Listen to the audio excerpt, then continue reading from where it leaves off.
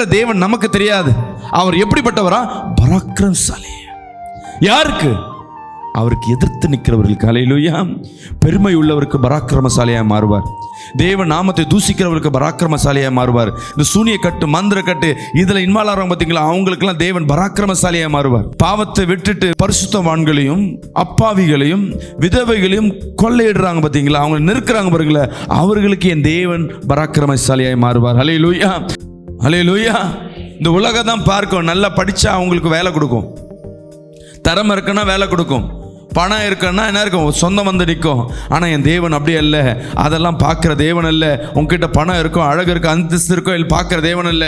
அவர் உனக்கு கொடுக்க வேண்டியவைகளை நீ அவருக்கு அந்த கற்பனைகளும் கட்டளையும் கை கொண்டா போதும், அவரிடத்துல அன்பாக இருந்தால் போதும், அவரை தேடி வந்தால் போதும், அந்த கேட்டகரி உனக்கு இருந்தால் போதும். ஹல்லேலூயா.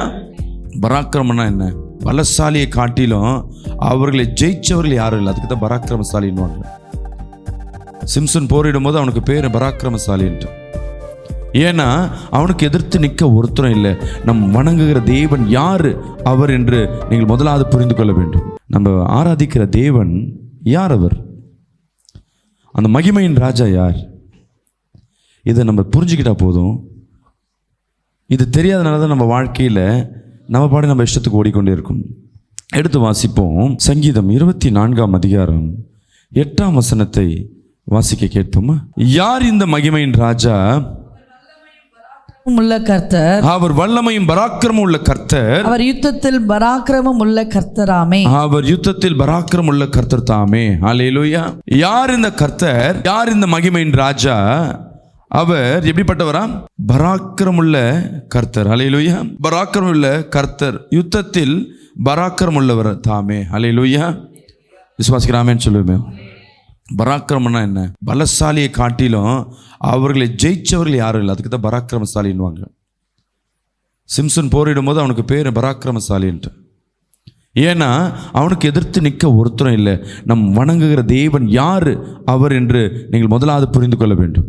என் அன்பு சகோதரனே, சகோதரி, யார் இந்த மகிமையின் ராஜா? யார் இந்த தேவாதி தேவன்? நம்ம இயேசு கிறிஸ்து நம்ம நினைப்போறதுலாம் எப்படின்னா சாஃப்ட் மேன். அவர் ரொம்ப அமைதியானவர். உண்மைதான். யாருக்கு அமைதியானவர்னா, தேவனை நேசிக்கிறவர்களுக்கு அவர் ரொம்ப அமைதியானவர். ஆனால் தேவனுக்கு எதிர்ப்பாய் நிற்கிறவர்களுக்கு அவர் எப்படியா மாறாரு? யுத்தத்தில் வல்லவராய் மாற, பராக்கிரமசாலியாய். ஆமென், ஹல்லேலூயா. சத்ருவுக்கு இயேசுவை பார்த்தவொடனே அப்படியே கடன்னு நடுங்கும். அவர் எப்படிப்பட்டவரா? பராக்கிரமசாலி. யாருக்கு? அவருக்கு எதிர்த்து நிற்கிறவர்களுக்கு. ஹல்லேலூயா. பெருமை உள்ளவருக்கு பராக்கிரமசாலியாக மாறுவார். தேவ நாமத்தை தூசிக்கிறவர்களுக்கு பராக்கிரமசாலியாக மாறுவார். இந்த சூனிய கட்டு, மந்திர கட்டு, இதில் இன்வால்வ் ஆகிறாங்க பார்த்தீங்களா, அவங்களுக்கெல்லாம் தேவன் பராக்கிரமசாலியாக மாறுவார். பாவத்தை விட்டுட்டு பரிசுத்தவான்களையும் அப்பாவிகளையும் விதவைகளையும் கொள்ளையிடுறாங்க பார்த்தீங்களா, அவங்க நெருக்கிறாங்க பாருங்களா, அவர்களுக்கு என் தேவன் பராக்கிரமசாலியாக மாறுவார். ஹல்லேலூயா. இன்னைக்கு கர்த்தர் நமக்கு எப்படியா இருக்காரு? அவர் கிருபையாய் கர்த்தர் நமக்கு ஒரு ஆறுதலையும் அன்பையும் அவர் அரவணைப்பையும் நம்ம கை கொடுத்து கொண்டிருக்கார். எப்படி பாருங்க, எவ்வளோ பெரியவர் இல்லைங்க. அவர் வல்லமை தெரியாமல் அவர் என்ன பண்ணி கொண்டிருக்கோம்? அவர் வணங்கி கொண்டிருக்கோம், ஆராதிச்சு கொண்டிருக்கோம். உண்மையாகவே அவர் மகிமை நமக்கு தெரிஞ்சிச்சுன்னா நம்ம இருக்கிற லெவலில் வேறு. ஹல்லேலூயா. எடுத்து படிப்போம். உபாகம் 10ஆம் அதிகாரம் 17ஆம் வசனத்தை வாசிக்க கேட்போமா? கர்த்தாதி கர்த்தரும் மகத்துவமும் வல்லமையும் பயங்கரமுமான தேவனுமாய் இருக்கிறார். அவர் பட்சபாதம் பண்ணுகிறவரும் அல்ல, ஐயோ பரிதானம் வாங்குகிறவரும் அல்ல. அவர் பட்சபாதம் பார்க்கிறவர் அல்லையா அப்படின்னு என்ன அர்த்தம்? ஹல்லேலூயா. அவர் இதெல்லாம் பார்க்குற தேவனே இல்லை. ஹல்லேலூயா.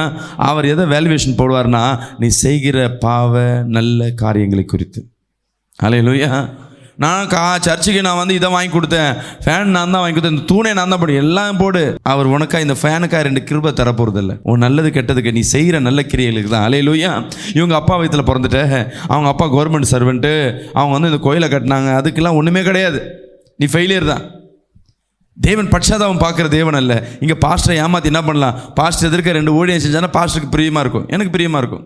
ஆனால் உண்மையாக ஊழியம் செய்கிறாங்க எனக்கு தெரியாது. ஏன்னா நான் அந்தளவுக்கு நான் கண்காணிக்கிறவர் அல்ல. தேவனுக்கு எல்லாம் தெரியும். நீ வேலை செய்யும் போதே நீ என்னென்ன டைப்பில் என்னென்ன சிரிக்கிற, எந்தெந்த டைமில் எதை பேசுவோன்னு யாருக்கு தெரியும்? விசுவாசிக்கிறாமேன்னு சொல்லுவோமே. ஹல்லேலூயா. பார்க்கறதுக்கு நம்ம நல்ல மாதிரி தான் இருப்போம், ஆனால் நல்ல பாம்பு. நம்ம எந்த நேரத்தில் கொத்துவோன்னு மற்றவங்களுக்கு தெரியாது, ஆனால் தேவனுக்கு தெரியும். ஆமே. அன்பு பிரியமான ஜனமே, என் தேவன் பட்சதாபம் பார்க்குற தேவன் அல்ல. ஹல்லேலூயா. பட்சதாபம் பார்க்குற தேவன் அல்ல.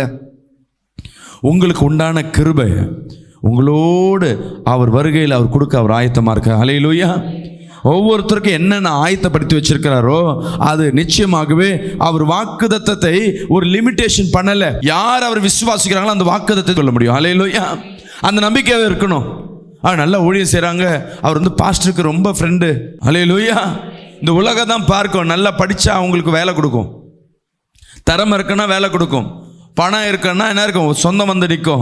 ஆனால் என் தேவன் அப்படி அல்ல. அதெல்லாம் பார்க்குற தேவன் அல்ல. உங்ககிட்ட பணம் இருக்கும், அழகு இருக்கும், அந்தஸ்து இருக்கும், இல்லை பார்க்குற தேவன் அல்ல. அவர் உனக்கு கொடுக்க வேண்டியவைகளை நீ அவருக்கு அந்த கற்பனைகளும் கட்டளையும் கை கொண்டா போதும், அவரிடத்துல அன்பாக இருந்தால் போதும், அவரை தேடி வந்தால் போதும். அந்த கேட்டகரி உனக்கு இருந்தால் போதும். ஹல்லேலூயா. உனக்கு என்ன கேட்டகரி இருந்தால் போதும், அவர் சமூகத்தில் வந்து அப்பான்னு கூப்பிடுற உனக்கு திறமை இருந்தால் எல்லாத்தையும் வள்ளின்னு போயிடலாம். ஹல்லேலூயா. அவர் எல்லாரும் கூப்பிட்டு போவாங்களே, எல்லாருக்கும் தான் கொடுப்பார். விசுவாசிக்கிறாமேன்னு சொல்லுவோமே. அவர் எல்லாருக்கும் கொடுக்க ஆசைப்படுகிறார், நம்ம தான் கூப்பிடுறதில்ல. விசுவாசிக்கிறாமேன்னு சொல்லுவோமே. அவர் கொடுக்க ஆயத்தமாக இருக்கிறார், நம்ம கேட்க ஆயத்தமாக இல்லை. இன்னைக்கு கர்த்தர் உன்னோடு பேசி கொண்டிருக்கிறார். ஹல்லேலூயா. அவர் பட்சதம் பார்க்கிற தேவன் அல்ல, உனக்கு உண்டானவைகளை தானாய் கொடுக்கிற தேவனாக இருக்க. விசுவாசிக்கிறாமேன்னு சொல்லுவோமே. ஹல்லேலூயா.